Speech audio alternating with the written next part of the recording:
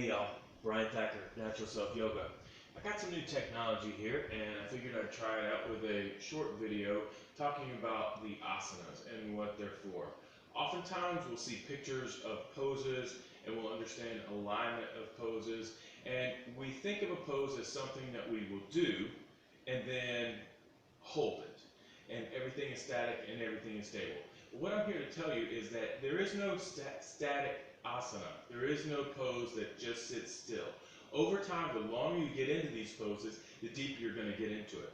I'm going to try with a pose called frog pose. It's a great hip opener. Over time, hopefully you're going to see what happens as I get lower and lower to the ground as I release into the pose. There are no poses, so you'll have to excuse me while I turn around. In frog pose, you're going to spread your knees wide like this, okay? And then you're just going to start to sink down. Now this is a challenging pose for anybody. Just getting this far is a lot. But when you first get into the pose, you're not going to be able to get as deep into the pose as possible.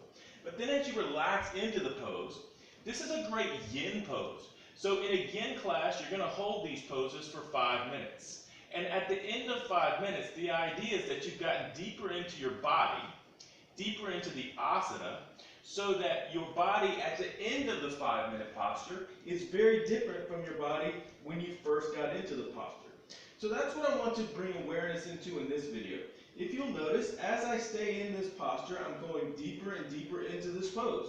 Ideally, eventually, I will get all the way down to the ground. I'm not forcing it, I'm just letting gravity do the work, and I'm letting the pose open up space in my hips. And I'm gradually deepening down. So just notice, these postures, any posture that you do, if you do a dancer's pose, if you do a warrior pose, it's always movement. The poses are tools. Your body changes over time.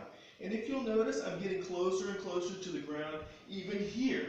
But when I first got into the posture, I wasn't anywhere near the ground. And so, when you get into these poses, don't think about the poses as a shape. Okay, and so now you see that I'm almost all the way down to the floor. My hips are nice and open here. Gradually deepening into this process. I'm not stressing, I'm not straining.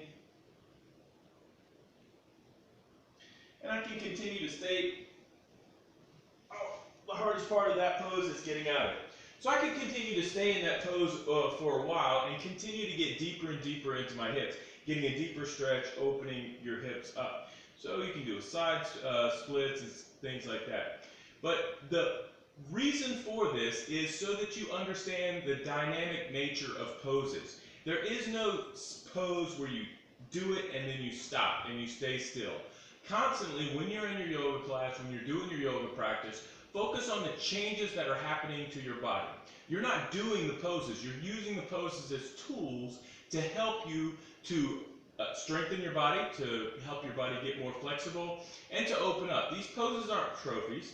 They're tools. These poses aren't goals. They're tools. Even if you can do this, come all the way down when you first start, there's different ways to deepen into the posture. So just have fun with that. Play with your posture. Hopefully you enjoyed this particular video, and I'll see you somewhere at a mat near you. Namaste. Have a great day.